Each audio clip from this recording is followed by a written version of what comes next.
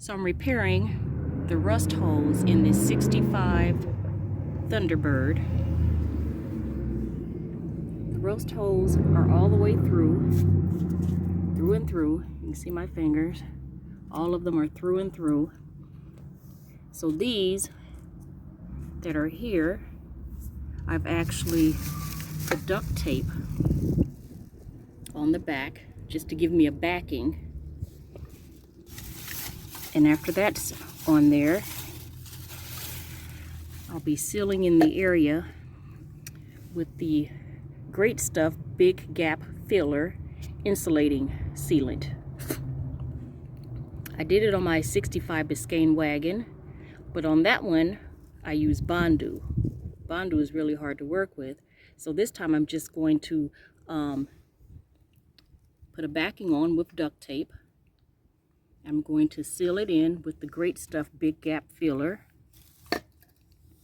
After it dries, I'll come and I'll carve it out to the shape of the area of the car, and then I'll spray paint it. So the color of this car is a bluish gray. So I couldn't find the bluish gray, so I bought a can of Rust-Oleum in the navy blue and Rust-Oleum in this matte gray. So both colors are matte. That's going to match this car pretty good. So I'll spray one, and immediately before it dries I'll spray the other. Just a quickie, and that'll match up the color here. This is the good side.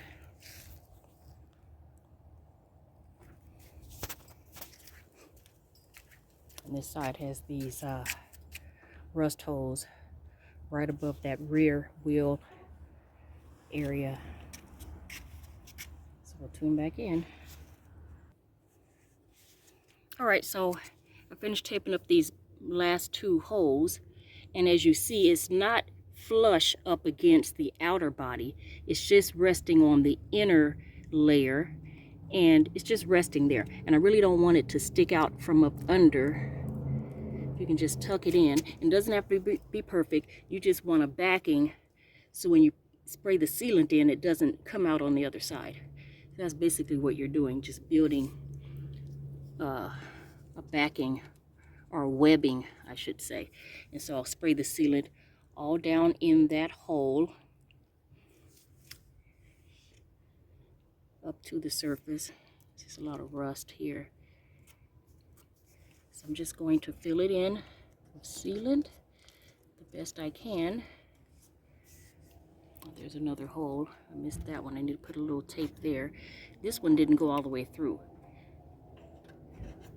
So I'll seal that in. Put the duct tape there first. Alright, so this all sealed in. Filled in that hole.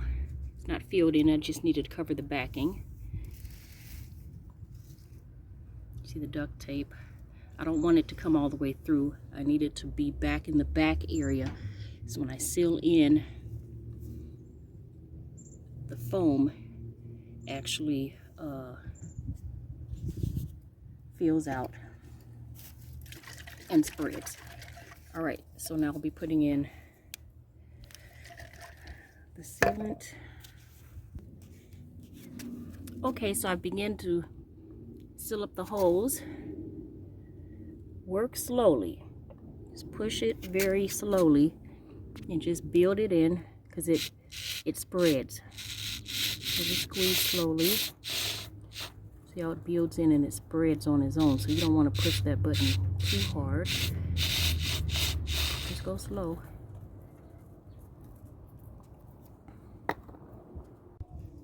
So this is after it's on for about 10 minutes. As you see, it bubbles up and swells a little bit.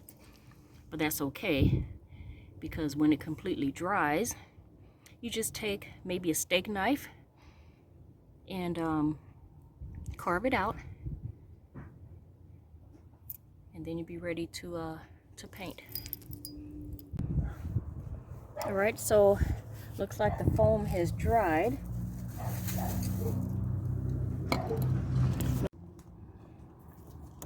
So just take your knife and shape it, shape of the car, and try not to dig deep into the hole of what you were filling.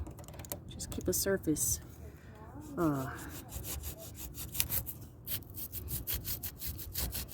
Just go straight on across.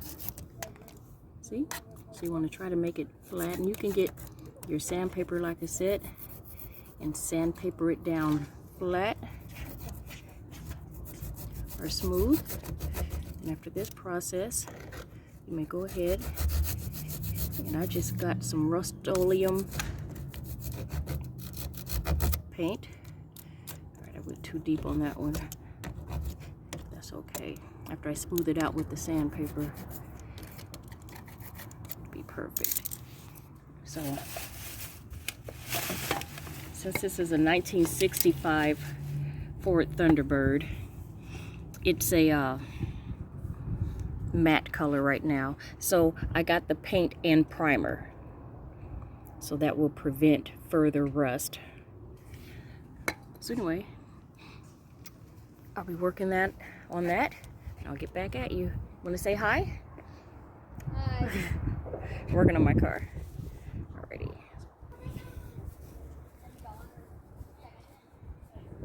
Alright, so as you see, it's coming along.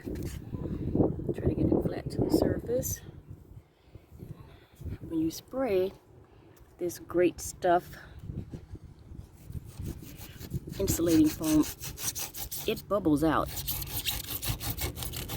Just put a little on, and it cuts through really easy. It's like cutting a steak. You're using a steak knife, but it's like cutting a steak. So that those big holes are now filled in. You know, nothing else. It looks better than it did before, right?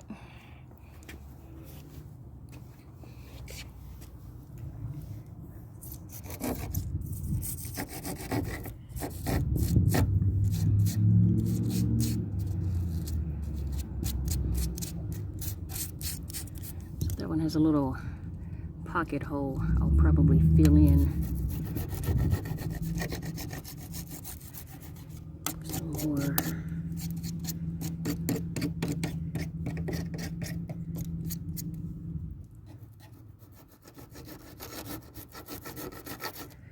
So ordinarily you would do something like this and then go ahead and add Bondu. I'm not going to do Bondu this time because you need a some sort of a flat surface, a drill or grinder, and I don't have one right now. So if I put the Bondu on, I won't be able to control the massive mess. So I'm just going to do this for now. Add a little more in that little pocket. See the little honeycomb pocket hole? I'm just going to fill it in a little bit.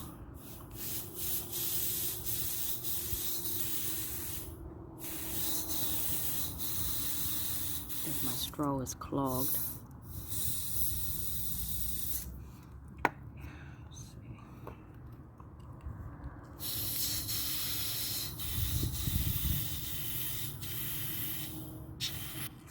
Here it comes. There it is. So it just keeps coming out of the tube. Although I'm not pushing the button, just trying to fill in the hole. Just push a little, whatever's in the tube continues to come out. Alright, so I'm just going to put that there and try to smooth it in. Let that dry up as I continue to work off the rest.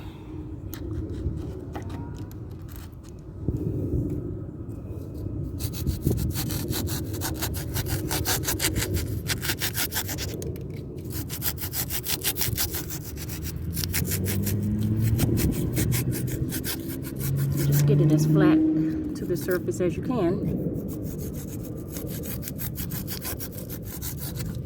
Your steak knife. It looks like sponge cake or a pound cake. All right, so turn back in a minute. Let you see some more results.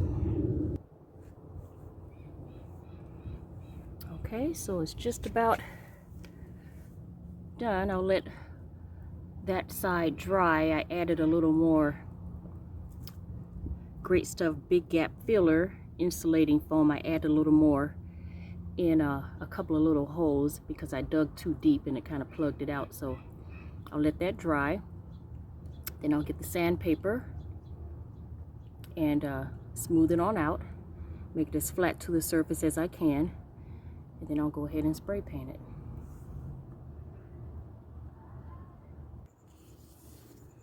All right, so I'm smoothing it out with the sandpaper.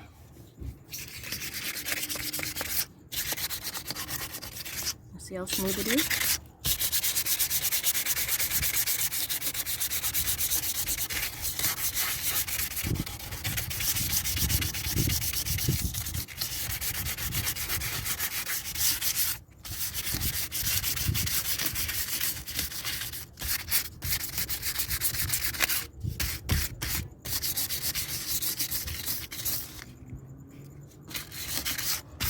And I don't need it perfect. I just need those rust holes filled in. Spray paint it.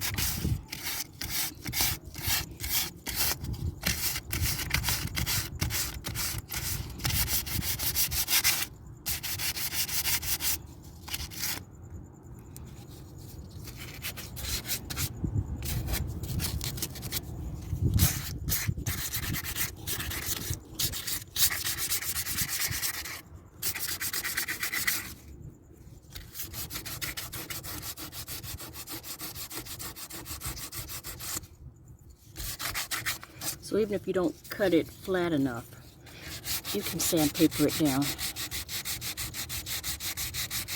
But you need to make sure that your foam insulating filler is dry.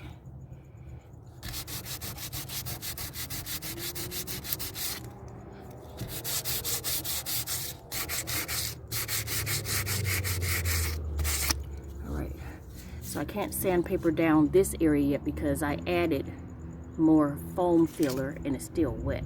It's still soft, so I need to let that dry.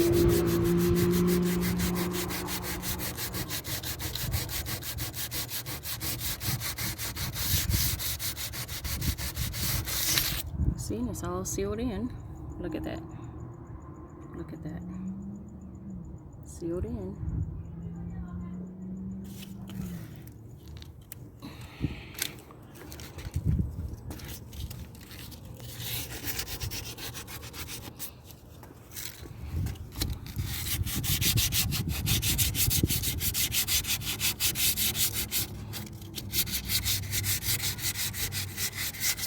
Now I could have cut it a little more closer to the surface.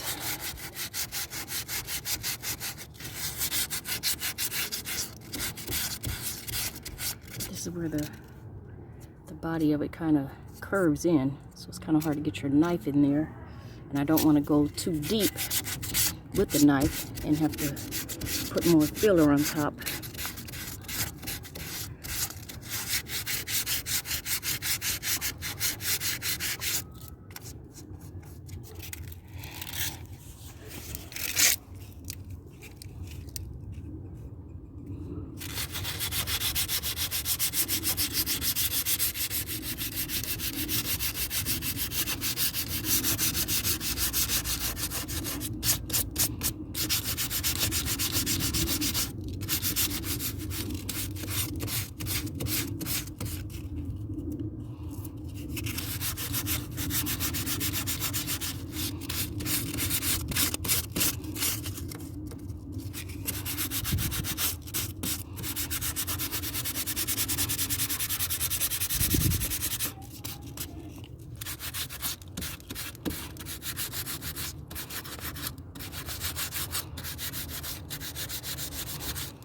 And it's okay if it's not perfect. I'm just going to spray paint over it anyway.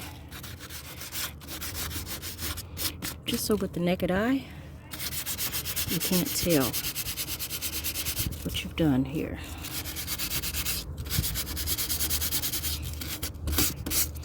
This little spot should have dried a little more, so I'm gonna get some more and plug it in there. See, it's still a little wet here. I'm just gonna plug it in.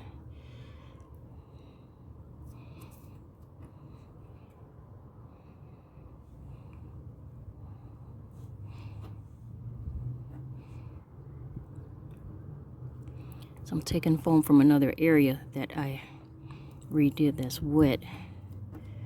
Just gonna try to fill it in a little.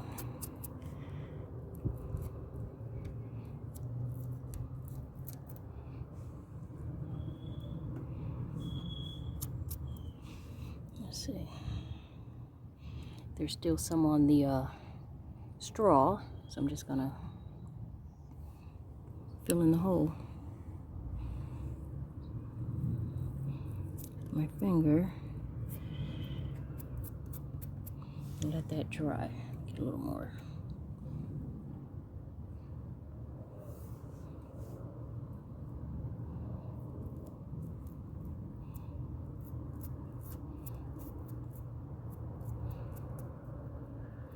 Alright, so I'll let that dry.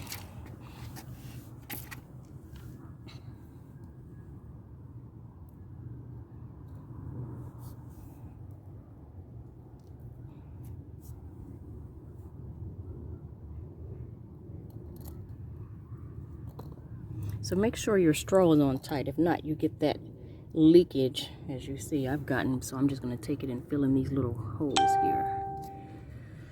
Alrighty. I'm going to re-put more here. Uh-oh.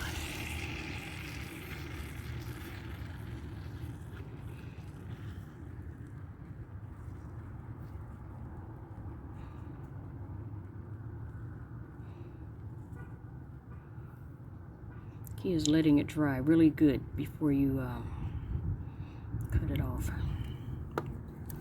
Alright, so that's it for now. We'll check back in.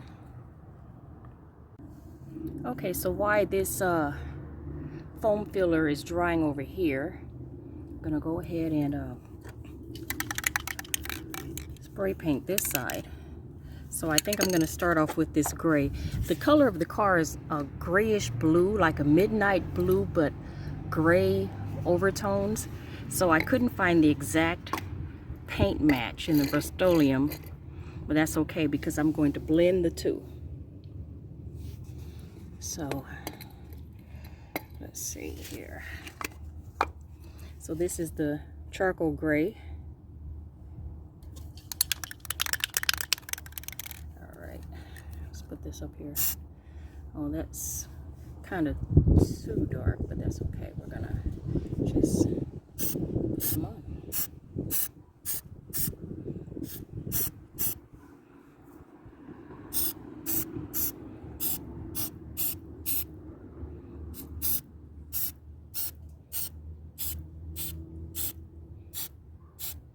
That's one of the areas that we filled in. Said it doesn't have to be perfect, but it looks better than it did, right?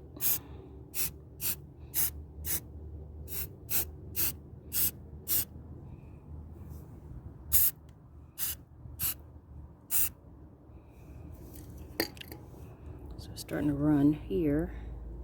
Let's see.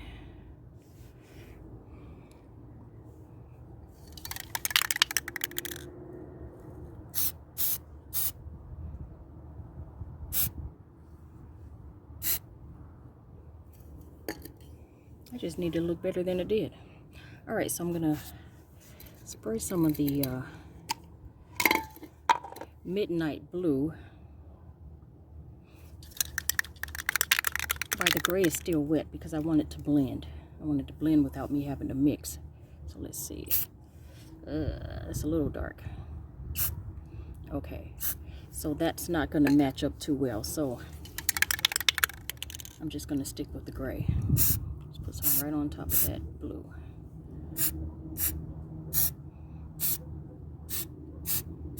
Yeah, the midnight blue is not the shade of blue I wanted. I thought I could mix it and blend it, but the gray works out better, which is fine. So I'll go ahead and get the drippings up. You see how blended pretty well. So that's what it's gonna look like pretty much when it's done. Looks better than it did with the holes in it. So when that foam sealant dries, I'll slice off the remaining until it's flat to the surface, sand it down, and go ahead and spray paint it. So that's what it's gonna look like. Looks better than it did.